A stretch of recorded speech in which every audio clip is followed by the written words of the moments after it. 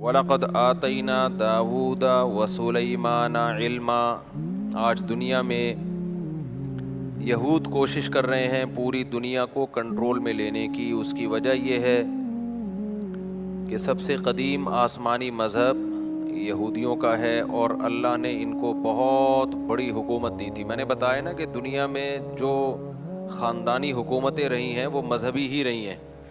3 مذہبوں نے دنیا میں دادا گیری کی ہے، بدماشی جسے کہتے ہیں، جائز بدماشی۔ ایک یہود نے کی ہے، پوری دنیا کو فتح کیا انہوں نے۔ پھر اللہ نے عیسائیوں کو غلبہ دیا، انہوں نے یہودیوں سے سارے علاقے چھین کے ان پہ حکومت کی۔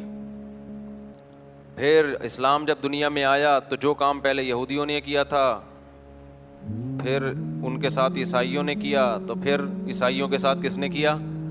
مسلمانوں نے۔ اچھا، کمال کی بات یہ ہے کہ مسلمانوں کی یہودیوں سے لڑائیاں نہیں ہوئی ہیں، بہت کم، صرف نبی کے دور میں تو ہوئیں، وہ خیبر میں اور بنو قریظہ وغیرہ سے۔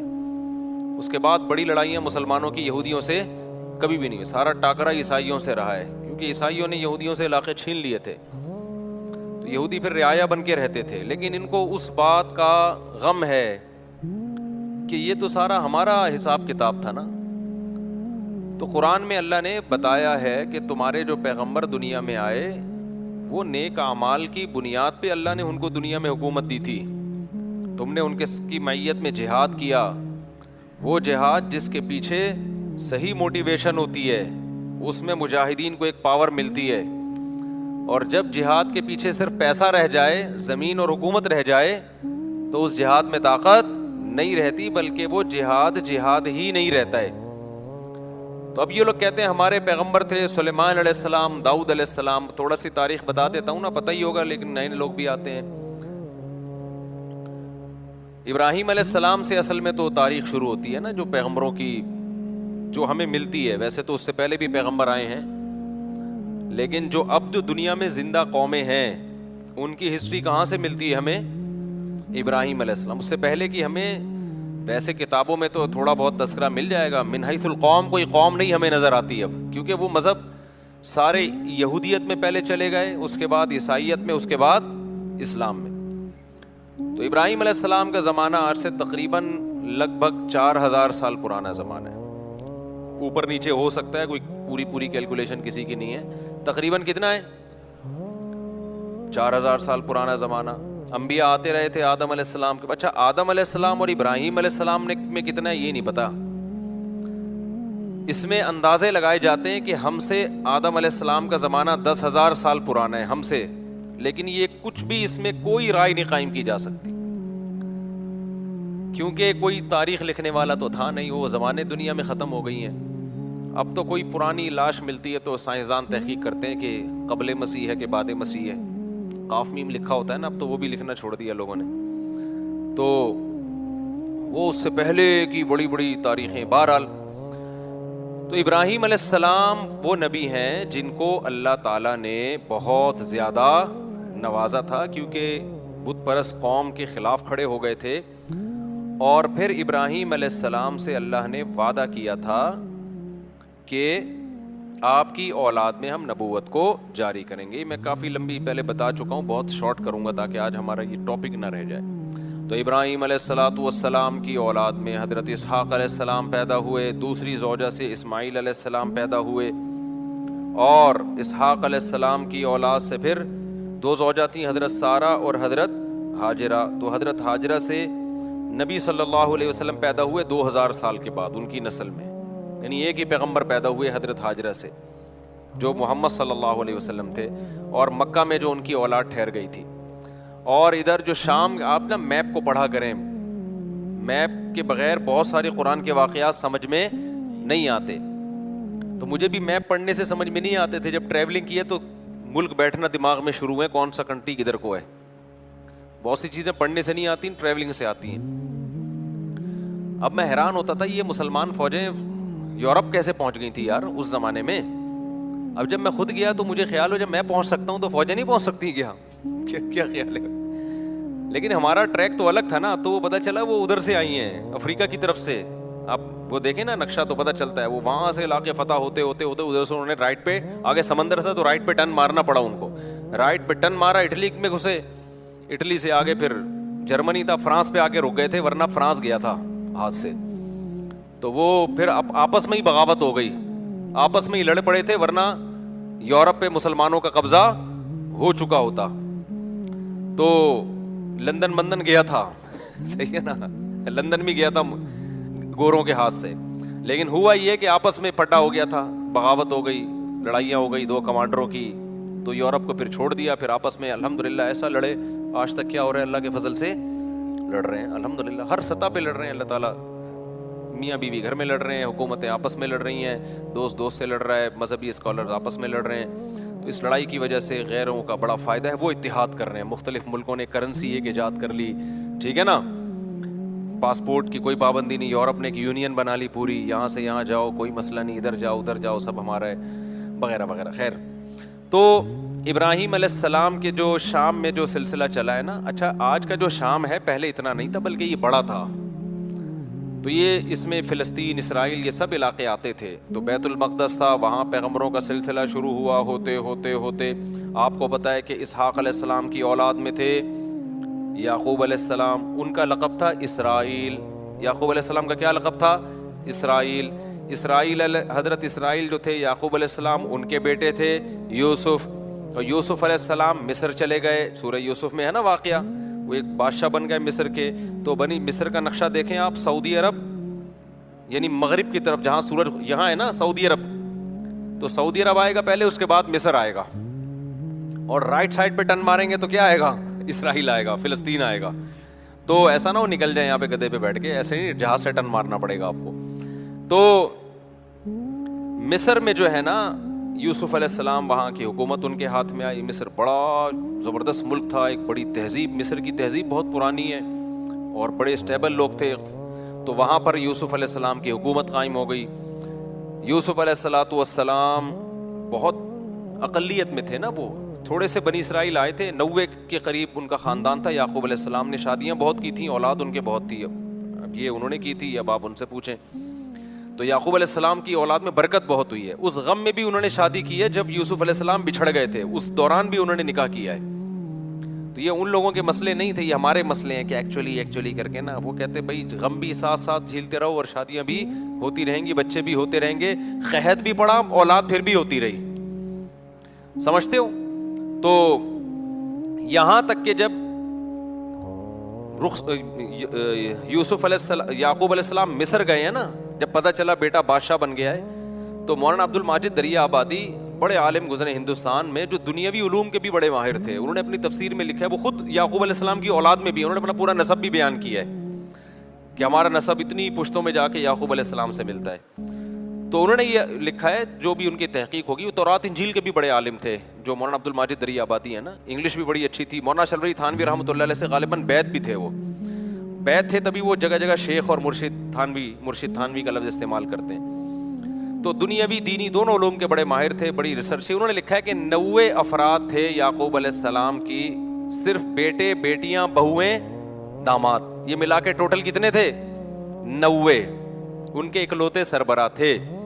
تو یہ 90 افراد ہجرت کر کے گئے ہیں کہاں؟ مصر کی طرف. یہ سارے بنی اسرائیل تھے. سمجھتے ہو گے نہیں سمجھتے؟ جب یہ وہاں گئے ہیں تو اللہ نے ان کو حکومت دی, لیکن تھے منورٹی میں, اقلیت میں تھے. حکومت تو آ گئی, مصر کی خدمت بہت کی, لوگوں میں ان کی عزت, لیکن ظاہر ہے جب آپ اقلیت میں ہوتے ہیں تو آہستہ آہستہ کمزور ہونا شروع ہو جاتے ہیں. غیر قوموں میں حسد ہوتا ہے کہ یہ دوسرے ملک سے آئے ہوئے ہم پہ کیوں حکومت کر رہے ہیں, یہ ادھر سے آئے ہوئے لوگ. اچھا تہذیب ان کی اچھی تھی, مصریوں کو تو غیر مسلم تھے نا, بت پرست تھے وہ, تو بت پرستوں کی ان کے مقابلے میں کیا تہذیب ہوگی؟ پلہ کس کا بھاری تھا؟ تہذیب کے لحاظ سے ان کا بھاری تھا, لیکن اکثریت میں وہ تھے. تو پھر یہ تھوڑا تھوڑا دین سے دور ہونا بھی شروع ہو گئے. جب دین سے بھی دور ہو رہے ہیں, آپ اقلیت میں بھی ہیں, تو آہستہ آہستہ دوبارہ مصریوں کا غلبہ ہونا شروع, اور قوم پرستی کا نعرہ لگایا گیا. یہ بنی اسرائیلی ہیں, ہم قبطی ہیں, یہ غیر ہیں, یہ حالانکہ ابھی غیر ہیں, لیکن انہیں تمہیں بنایا کتنا ہے؟ تمہارے ملک کو قحط سے بچایا ان لوگوں نے, تمہیں تہذیب سکھائی, تمہیں ایمان دیا. نا یہ قوم پرستی انتہائی غلیظ اور بدبودار نعرہ ہے. کتا گلی میں ایک دوسرے کتے کو برداشت نہیں کرتا, بلی برداشت کر لے گی. بلی تھوڑی سی غیرت مند ہوتی ہے, کتا جو ہے نا اتنا وفادار ہو کے بھی ہے کتا ہی وہ, اسلام یہ نہیں کہتا کہ یہ اتنا وفادار ہے تو اب اس کو کتا مت کہو. کہنا کیا پڑے گا اس کو؟ کتا ہی کہنا پڑے گا. وجہ اس کی ہے کہ اس میں کچھ بہت بری خصلتیں بھی ہیں. آگے وہ ابھی میں خصلتوں پر بیان پہلے کر چکا ہوں, ابھی میں نہیں جاؤں گا اس کی طرف. تو خیر, اب کیا مسئلہ ہے؟ تو بنی اسرائیل جب یہاں گئے ہیں, آہستہ آہستہ آہستہ حکومت ان کے ہاتھ سے نکلنا شروع, اور گناہوں میں بھی جانا شروع ہو گئے. جائے ذرا جو حکومت میں آتے ہیں تو عیش و عشرت بھی بڑھتا ہے. بالآخر فرعون, اس زمانے میں مصر کا جو بھی بادشاہ اس کو فرعون ہی کہا جاتا تھا, تو وہ والا فرعون جس کا قرآن میں تذکرہ ہے وہ ان پر بالآخر غالب آ گیا, اور وہ ہے ویسے ہی تحریکیں چلنا شروع ہو گئیں جیسے مودی صاحب کی تحریکیں ہیں. یہ اقلیت میں ان کو مارو, ان کو پیٹو, ان کو یوں کرو, ان کو یوں کرو, جو ہندوستان میں مسلمان بیچاروں کے ساتھ ہو رہا ہے اس وقت. تو ظلم شروع ہوا فرعون کا, اور قرآن کہتا ہے کہ ایسا سخت ظلم بنی اسرائیل کے اوپر کہ یقتل ابناءہم ویستحیی نساءہم, مردوں کو قتل کر دیا جاتا تھا, عورتوں کو چھوڑ دیا جاتا تھا تاکہ ہم ان سے اپنی نسل ان سے پیدا ہو ہماری, یا ان کو ہم لونڈی بنائیں, غلام بنائیں. تو فرعون کو کہیں خواب آیا کہ میری, وہ نجومیوں نے نہیں بتایا تھا, نجومی جھوٹ بولتے ہیں, نجومیوں کو کچھ بھی نہیں پتا ہوتا, تو زیادہ راجع بات اس میں یہی کہ خواب آیا تھا فرعون کو. اس کو خواب آیا یا کسی نے ماہرین نے پیش گوئی کی ہوگی کہ لگتا ہے کہ یہ قوم میں لیڈر کی صلاحیت ہے, انہی کا کوئی شخص اٹھ کے تمہارا تختہ الٹے گا, تو تم اتنا ظلم کر رہے ہو نا. تو فرعون نے کیا کیا, ظلم کم کرنے کے بجائے بڑھا دیا. تو اب قرآن میں اس کا تذکرہ اللہ تعالیٰ نے سورہ قصص میں ذکر کیا ہے, وہ میں انشاءاللہ بعد میں, یہ 21ویں رات سے جو ہے نا, جب دوسرے لوگ بھی آ جائیں, اعتکاف والوں کی تعداد بڑھ جاتی ہے, تو کچھ مضامین ان کے لیے رکھے ہوئے. تو بالآخر موسیٰ کلیم اللہ پیدا ہوئے, اور اللہ نے موسیٰ علیہ السلام کو فرعون کے محل میں بلایا, اور پھر موسیٰ علیہ السلام کو نبوت ملی, اور پھر بالآخر فرعون کو اللہ تعالیٰ نے دریا میں غرق کر دیا, اور فرعونی کیا ہو گئے, ایک بھی بندہ نہیں بچا, سارے ہی مار دیے اللہ تعالیٰ نے, ٹھیک, جتنے بھی تھے. بنی اسرائیل کو نجات ملی, اور قرآن ان کی تعریف کرتا ہے بما صبروا, اس لیے کہ بنی اسرائیل نے موسیٰ کا ساتھ دیا تھا اور صبر کیا تھا انہوں نے. لیکن تھے بہرحال نالائق, صبر بھی کرتے تھے, تکلیفیں بھی دیتے تھے. پھر بنی اسرائیل کو حکم ہوا کہ اب تو تمہارا اصل وطن ہے فلسطین, ارض شام, وہاں تم موسیٰ علیہ السلام کی قیادت میں اب جہاد کرو. یہ تو اللہ نے فرعون کو خود ہی ٹھکانے لگا دیا, اب ہر جگہ اللہ خود سے کام نہیں کرے گا, کچھ تم کو بھی تلوار اٹھا کے کرنا پڑے گا. یہاں تو ویسے بھی ان کے پاس طاقت ہی نہیں تھی, منورٹی میں تھے نا, کیا لڑتے یہ. تو بنی اسرائیل نے کہہ دیا ہم نہیں جائیں گے, اذهب انت وربک فقاتلا, کیونکہ غلامی میں اتنا عرصہ گزار چکے تھے کہ ذہن کیا بن گیا تھا, غلاموں. آپ اگر غلام بنے رہو نا کچھ دن تک, تو آپ کا دماغ میں مینٹل لیول کیا ہو جاتا ہے. جو لوگ بچوں میں زیادہ رہتے ہیں نا, تھوڑے دنوں میں بچکانہ حرکتیں شروع کر دیتے ہیں. صحبت کا بہت گہرا اثر ہوتا ہے, خوب سمجھ لو. اگر آپ پڑھے لکھے لوگوں میں بیٹھو گے تو آپ کیا بن جاؤ گے, سنجیدہ, سیریس ہو جاؤ گے. آپ اگر ہر وقت مسخروں کے ساتھ بیٹھو گے تو چھچھورے بن جاؤ گے آپ, سنجیدگی آپ میں سے ختم ہو جائے گی. آپ علماء, بزرگوں, صلحاء کے ساتھ بیٹھو گے, اللہ کی محبت آپ کے اندر پیدا ہو جائے گی. دنیا پرستوں میں ہر وقت بیٹھو گے جو ہر وقت مال و دولت کی باتیں کرتے ہیں, اتنی گاڑی, اتنے پیسہ, بحریہ ٹاؤن, فلانا, آپ کی نظر میں دنیا کی ہوس اور لالچ پیدا ہو جائے گی. یہ انسان کی نیچر ہے. تو اچھے لوگوں کے ساتھ بیٹھا کرو. سمجھتے ہو آج ہمارا مرغا مرغی جو ہے نا, ایک دیسی ہیں وہ ہر وقت دہشت گردی. ایک فینسی بھی ہمارے پاس تھائی لینڈ کی نسل, وہ مرغا بھی بڑا تمیز کا اور مرغی بڑی تمیز کی. ہمارے ایک پٹھان دوست ہیں, آج ان کو میں لے کر گیا اپنے پنجرے میں, انہوں نے کہا ان پورے پنجرے میں نا آپ کے کیج میں پڑھے لکھے یہی لگ رہے ہیں, یہ 2 مرغے. مجھے ان کا تبصرہ بڑا اچھا لگا. انہوں نے کہا یہ جو مرغا مرغی ہے نا, اس پورے پنجرے میں مجھے صرف یہ 2 پڑھے لکھے لگ رہے ہیں, باقی سارے ان پڑھ اور جاہل. وجہ اس کی ہے کہ وہ ہر ایک دوسرے کو جب کوئی موقع ملے, وہ کوئی نیا بندہ آئے اس کو چھیڑ رہا ہے. وہ کہا پڑھے لکھے صرف یہ لگ رہے ہیں. میں نے کہا یہ پٹ رہے ہیں سب سے زیادہ یہاں پہ. اچھا خیر, تو میں نے کہا اب یہ پڑھے لکھے ہیں, یہ بھی ان کے ساتھ رہ کے ان پڑھ نہ بن جائیں. تو اب مسئلہ کیا ہے, تو اللہ تعالیٰ نے بنی اسرائیل کو حکم دیا, بنی اسرائیل نے جہاد نہیں کیا. اللہ کو غضب آیا اور موسیٰ علیہ السلام نے بد دعا بھی کی, اور اللہ نے کہا یہ زمین ان پر حرام ہے. 40 سال تک وادی تیہ میں اسی طرح سے یہ تڑپتے رہیں گے. 40 سال تک وہیں موسیٰ علیہ السلام کا انتقال بھی ہو گیا, اور وہ 40 سال تک وادی تیہ میں بہکتے رہے. پھر اس کے بعد نئے پیغمبر آئے, اور پھر اس کے بعد نئے پیغمبر کی معیت میں انہوں نے جہاد کیا. جب انہوں نے جہاد کیا تو قرآن نے اس کا بھی واقعہ اللہ تعالیٰ نے قرآن میں بیان کیا ہے سورہ بقرہ میں. تو جب ان کا جہاد ہوا ہے نا, تو ان کی فوج, ان کے جو کمانڈر تھے ان کا نام تھا طالوت. وہ پیغمبر ہی نے ان کو بنایا تھا کمانڈر, وقت کے نبی نے, لیکن وہ غریب تھے.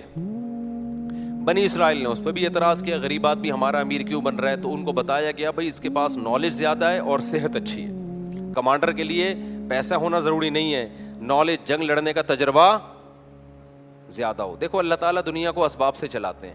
علماء نے بیان کیا ہے جنگ کے کمانڈر بنانے کے لیے یا ملک کا صدر وزیر اعظم بنانے کے لیے 2 بندے ہیں آپ کے پاس. ایک بہت نیک ہے, نالج اور تجربہ نہیں ہے اور اس کو پتہ نہیں ہے کیا کرنا ہے, اور ایک برا ہے لیکن اس کے پاس ایکسپیرینس ہے, صلاحیت ہے. تو برے کو بنایا جائے گا, نیک کو نہیں بنایا جائے گا. بات نہیں آ رہی سمجھ میں؟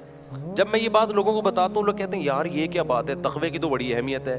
میں ان سے کہتا ہوں مجھے ایک بات بتاؤ, آپ جب گھر میں ڈرائیور رکھتے ہو گاڑی چلوانے کے لیے, ایک بندہ ہے تہجد گزار ہے, تبلیغ سے حضرت جیسے 4 مہینے لگا رہے ہیں ماشاءاللہ, کتنے وقت کے لیے نکلے ہوئے ہیں حضرت آپ؟ سالانہ چلہ, ماشاءاللہ ماشاءاللہ. تو وہ بھی سالانہ چلے کے لیے نکلا ہوا تھا, ابھی تازہ چلہ لگا کر آئے, لیکن وہ گاڑی چلانی نہیں آتی. دوسرا گٹکا بھی کھاتا ہے, پان بھی کھاتا ہے, چرس بھی پیتا ہے, لیکن گاڑی چلانا اس کو آتی ہے. تیسرا کوئی آپشن آپ کے پاس نہیں ہے, تو ڈرائیور کس کو بناؤ گے آپ؟ نیک کو تھوڑی بناؤ گے. بولو گے بھائی تو بہت نیک ہے لیکن جو کام تجھے دیا جا رہا ہے تجھ میں اس کی صلاحیت نہیں ہے. ہاں نیک ہونا, دونوں ڈرائیور اگر ڈرائیور ہیں پھر جو نیک ہے اس کو ترجیح دی جائے گی. پھر دیکھا جائے گا یار اس کا 4 مہینے لگے ہوئے, اس کے نہیں لگے, تو میں کم از کم اگر کسی کو ڈرائیور رکھوں گا تو میں 4 مہینے والے کو ترجیح دوں گا, یار یہ ڈرائیور بھی ہے اور نیک بھی لگ رہا ہے, یہ ذکر اذکار کرے گا فارغ وقت میں, گانے نہیں سنے گا گاڑی میں بیٹھ کے, چرس نہیں پیے گا. سمجھتے ہو کہ نہیں سمجھتے؟ تو ہمیشہ کام اس کے سپرد کیا جاتا ہے جو کام کا اہل ہو. یہ نبی کی بھی سنت ہے, صحابہ کی بھی سنت ہے, پیغمبروں کی بھی سنت ہے. تو پیغمبر نے طالوت کو امیر بنا دیا اور کہا کہ اللہ کے حکم پہ بنا رہا ہوں. لوگوں نے کہا یہ تو پیسے ہی نہیں ہے ان کے پاس, غریب آدمی. تو پیغمبر نے کہا اس کی غربت کو مت دیکھو, اس کی صحت بھی ہے. لڑائی کے لیے کیا چاہیے؟ صحت چاہیے. کمانڈر ہونے کے لیے جگرا چاہیے, صحت, کانفیڈنس, دل مضبوط. اور دوسرا علم ہے اس کے پاس, نالج ہے, نقشوں کا پتہ ہے, کدھر سے جانا ہے, کدھر سے ٹن مارنا ہے, دشمن کے حملے کیا ہوتے ہیں, ان کی چالوں کو سمجھتا ہے یہ. لہذا یہ طالوت کیا بنے گا؟ یہ تمہارا کمانڈر بنے گا. سمجھتے ہو کہ نہیں سمجھتے ہو؟ تو طالوت کو بنا دیا گیا, بولو, کمانڈر. اسی طالوت کی فوج میں حضرت داؤد تھے جو ابھی تک پیغمبر نہیں بنے تھے. بنی اسرائیل کی ایک عام فرد تھے اور حضرت یعقوب علیہ السلام کی اولاد میں تھے, ظاہر ہے بنی اسرائیل میں سے تھے. اب کیا ہوا ہے کہ جب یہ لشکر گیا ہے لڑنے کے لیے تو یہ بہت تھوڑے تھے اور دشمن بہت زیادہ. تو اللہ نے ان کو امتحان میں ڈالا, کیونکہ اسباب کی دنیا میں بڑا مشکل تھا. تو اللہ چاہتے تھے اسباب تو ہے نہیں تو تقویٰ تو ہونا کم از کم. اسباب بھی نہیں ہے, تقویٰ بھی نہیں ہے, تو پھر کس چیز کی فتح ملے گی بھائی؟ اللہ کی مدد کیوں آئے گی؟ افغانستان میں طالبان نے امریکہ کو بھگا دیا نا, تو اسباب تو نہیں تھے, لیکن اس اسباب کی تلافی کس چیز نے کی ہے؟ اللہ کے خوف نے, آخرت کی لالچ نے. تو دونوں ہی چیزیں نہ ہوتی تو پھر پلڑا کس کا غالب تھا؟ اللہ کہتا ہے وہ بھی ایسے ہی, تم بھی ویسے ہی, تو پاور تو اس کے پاس ہے, تو تمہیں کس بات کی میں فتح عطا کروں؟ سمجھتا نہیں ہے نا بات کو.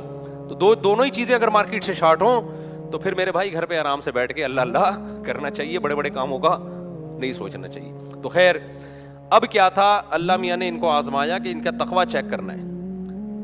تو پیغمبر نے ان کو بتا دیا, طالوت کو بتا دیا, اور طالوت نے پھر لوگوں کو بتا دیا کہ بھائی دیکھو یہ پانی آئے گا, نہر آئے گی, شدید پیاس لگے گی, لیکن اس نہر سے پانی پینا نہیں ہے, برداشت کرنا ہے اللہ کے لیے.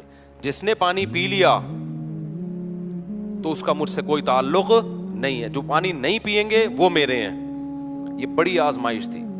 قرآن کہتا ہے بنی اسرائیل میں اکثر نے پانی پی لیا. اکثر نے کیا کر لیا؟ پانی پی لیا. گناہ کیا, اللہ کی نافرمانی کی, اس کا نتیجہ یہ نکلا. آخر جو دشمن جو تھا نا, اس کے کمانڈر کا نام تھا جالوت. وہ بڑا پاورفل آدمی, اس کے پاس بڑی فوج تھی. تو اس گناہ کی نحوست یہ ہوئی کہ جن نے پانی پیا انہوں نے کہہ دیا کہ ہم میں اس سے لڑنے کی طاقت نہیں, ہمارے حوصلے پس بھائی, یہ بہت بڑی جماعت ہے, ہم نہیں لڑ سکتے, نکلو بھاگو. اس سے کیا پتہ چلتا ہے؟ جہاد میں، جنگ میں گناہ جو ہے نا، اللہ کی نافرمانی، اس کی نحوست پڑتی ہے. صرف جہاد میں نہیں، جو بھی بڑے کام ہے نا، حوصلے والے کام، وہ حوصلے والے کام گناہگار لوگ نہیں کر پاتے، وہ پرہیزگار لوگ کر پاتے ہیں. خدا کا خوف ہوتا ہے نا، گناہ سے بچتا ہے، اس کی ایک الگ سے موٹیویشن ملتی ہے انسان کو، حوصلہ ملتا ہے اللہ کی طرف سے. گناہگار لوگوں کے حوصلے کیا ہوتے ہیں؟ پست. وہ مشکل موقعوں پہ پتلی گلی سے بول لیا کرو نا زبان سے، یار نکل جاتے ہیں. جب مشکل موقع آئیں گے نا، نکل لے گا پتلی گلی سے. تو انہوں نے بھی یہی کیا. وہ اب اور مشکل ہو گئی. جنہوں نے پانی نہیں پیا تھا وہ کیا تھے؟ بہت تھوڑے. وہ اور تھوڑے رہ گئے. ان کے تو حوصلے پست ہو گئے. لا طاقت لنا اليوم بجالوت وجنودی، ہم میں جالوت اور اس کے لشکر سے لڑنے کی پاور نہیں ہے. اب ہونا کیا چاہیے تھا کہ جو تھوڑے سے رہ گئے تھے وہ اپنے کمانڈر طالوت سے جا کے کہتے کہ حضرت ہم تو پورے لشکر کو دیکھ کے آئے تھے کہ یہ سب لوگ ہمارے ساتھ ہیں. جب آدھے سے زیادہ لوگوں نے حوصلے پست ہو گئے ہیں تو کائنڈلی اب ہمارا لڑنا بنتا نہیں، اب ہمیں بھی یہ مروائیں گے، لہذا اب ہم اکٹھے کیا کرتے ہیں، یہاں سے واپس چلتے ہیں، عزت اسی میں. لیکن نہیں، انہوں نے گناہ کیا تھا نا، اس کی نحوست. انہوں نے نیکی کی تھی، پیاس کے باوجود پانی نہیں پیا. یہ تعویل نہیں کی کہ یار پانی پیئیں گے تو لڑیں گے نا. نہیں بھائی، جب اللہ نے کہہ دیا پیاسے لڑو تو بس اللہ فتح دے گا اسی میں. تو تقویٰ تھا تو اس کی برکت ان کے حوصلے پست ہونے کے بجائے بڑھ گئے. انہوں نے کہا تھوڑے سے ہیں، لڑیں گے انشاءاللہ. اور پھر کہنے لگے جو نہیں لڑنا چاہ رہے تھے، پست ہو گئے تھے ان کے حوصلے، ان کو بھی حوصلہ دلانے لگے. کم من فئۃ قلیلۃ غلبت فئۃ کثیرۃ باذن اللہ. بھائی تاریخ اٹھا کے دیکھو کتنی مرتبہ ایسے ہوا ہے، بہت تھوڑی تھوڑی جماعتوں کو اللہ نے بڑی بڑی جماعتوں پہ غلبہ دیا ہے، اور اللہ صبر کرنے والوں کے ساتھ ہے. ان کمبختوں کی سمجھ میں آیا نہیں آیا، اس سے تاریخ کیا ہے؟ خاموش. پھر قرآن کہتا ہے جب مقابلہ شروع ہوا ہے نا، تو اتنا بڑا لشکر اور ادھر تھوڑے سے لوگ جو اور تھوڑے سے ہو گئے تھے، ان کو اندازہ ہو گیا کہ اسباب کی دنیا میں ہم میں اس لشکر سے لڑنے کی طاقت نہیں ہے، اب اللہ ہی مدد کرے گا. تو کیا دعا مانگ رہے ہیں؟ دعا بڑی خاندانی ہے، مجھے بڑا مزہ آتا ہے یہ دعا میں، بڑی خاندانی دعا. دیکھو وہ یہ دعا بھی مانگ سکتے تھے، ربنا اجعلنا صابرن، اے اللہ ہمیں صابرین، ہمیں کیا بنا دے؟ صابر بنا دے، ہمیں فتح دے دے. یہ بھی کہہ سکتے تھے نا، ہمیں اس لشکر پہ کیا دے دے؟ فتح دے دے. ہمیں صبر کرنے والا بنا، بھاگنے سے بچا. نا نا نا نا، ان کو پتا تھا صبر سے کام نہیں چلے گا. ربنا افرغ علینا صبرا، اے اللہ صبر کی بالٹیاں انڈیل دے ہمارے اوپر. تھوڑا صبر نہیں چاہیے ہمیں، بہت بڑا لشکر ہے، ہمارے قدم کیا ہوں گے؟ اکھڑیں گے. آسمان سے نا افراغ کہتے ہیں، جیسے بالٹی میں پانی ہو نا، وہ آپ نے خالی کر دی، یوں کر کے انڈیل دیا تو وہ کیا ہو گئی؟ خالی ہو گئی، پوری بالٹی آپ نے انڈیل دی. افرغ علینا صبرن، یہ بلاغت ہے، صبر کی کوئی بالٹیاں تھوڑی اوپر سے نازل ہوں گی. سمجھانے کے لیے کہ ایسے صبر دے جیسے صبر کی ہمارے اوپر بالٹیوں کی پورے نہا جائیں ہم صبر کے اندر. اتنا طاقتور صبر چاہیے اس لشکر سے لڑنے کے لیے ہمارے اندر. جب تک تو ایسا صبر نہیں دے گا ہم نہیں لڑ سکتے، تو ہمیں ایسا صبر چاہیے. تو نیت بھی کر رہے تھے نا لڑیں گے ہم. افرغ علینا صبرا وثبت اقدامنا، اور ہمارے قدموں کو جما دے، پیچھے نہ ہٹیں ہم. وانصرنا علی القوم الکافرین، اور ان کافروں پر ہماری مدد کر. پہلے صبر مانگا ہے، پھر کیا مانگی ہے؟ مدد. کہ ہمارے جو کرنے کا کام ہے نا، اے اللہ پہلے وہ تو ہو جائے. ہم جو اللہ سے مدد مانگ رہے ہوتے ہیں کہ اے اللہ میں بھاگ جاؤں پھر بھی کیا ہو؟ ہماری مدد ہو. نہیں آئی بات سمجھ میں؟ اے اللہ میں شادی نہ کرنا چاہوں پھر بھی میری 4 شادیاں ہو جائیں. ہمارے جامع میں ایک استاذ ہیں، وہ ایسے لیٹے ہوئے رہتے تھے نا، اکثر ایسے لیٹے رہتے تھے کہ یار تم 2 3 تمہیں پتہ نہیں کہاں سے رشتے مل جاتے ہیں، میں تو مجھے کوئی رشتہ ہی نہیں مل رہا. میں نے کہا میں تو جب بھی آتا ہوں آپ یہاں بیٹھے ہوتے ہیں یوں ٹیک لگا کے نا ایسے. میں نے کہا ایسے تو پہلا نہیں ملتا میرے بھائی اس زمانے میں. کوئی ہلو جلو، کچھ سفر کرو، کوئی رشتوں کا پیغام بھیجو، کوئی پٹو، کوئی بدنامی مولو، اس کے بعد جا کے نہ ہوتا ہے نہ رکھا جاتا ہے. رکھنے میں بھی پھر قربانیاں دینی پڑتی ہیں. تو ہم یہ چاہتے ہیں کہ ہم کچھ نہ کریں اور ساری مدد کس کی طرف سے آئے؟ اللہ کی طرف سے. بے روزگار آدمی کر کیا رہا ہوتا ہے؟ وظیفے پڑھ رہا ہوتا ہے. ابے بھائی تو صبح اٹھ کے جا, روزگار تلاش کر, تو محنت کر, پھر اللہ سے دعائیں بھی مانگ. خود دھیلے کا نہیں کرے گا. لڑائیاں گھروں میں ہو رہی ہیں, اس لڑائی پہ غور کر کے کہ اس کی ریزن کیا ہے, لڑائی کیوں ہو رہی ہے. میرے اندر خرابی ہے تو میں اس خرابی کو ٹھیک کروں, اس کے اندر خرابی ہے تو اس کی اصلاح کی کوشش کی جائے, اس کے بعد اللہ سے دعا مانگی جائے. اس خرابی کی اصلاح کی کوئی کوشش نہیں کرتا اور ڈائریکٹ وظیفوں پہ آئے ہوئے ہوتے ہیں. سیٹ کس پہ ہو گئے ہیں؟ اولاد آپ کی بگڑ رہی ہے, تھوڑا سا ٹائم نکال کے غور کرو, یار میری کوئی خرابی تو نہیں ہے جس کی وجہ سے بچے بگڑ رہے ہیں, کہیں میرے اندر تو کوئی خرابی نہیں ہے, میں نے ٹائم نہیں دیا ان کو, ان کی تربیت کی, محبت سے کوشش نہیں کی. آپ نے پوری کوشش کی پھر بگڑے تو اللہ سے دعا مانگے. اپنا کوئی ذمہ داری پوری نہیں کرنی اور ڈائریکٹ ڈال کس پہ دینا ہے. آپ کو فالج ہو گیا, یار اللہ تعالیٰ نے مجھے آزمائش میں ڈالا, میری کوئی ٹیکنیکل مجھ سے خطا تو نہیں ہوئی جس کی وجہ سے مجھے فالج ہوا ہے.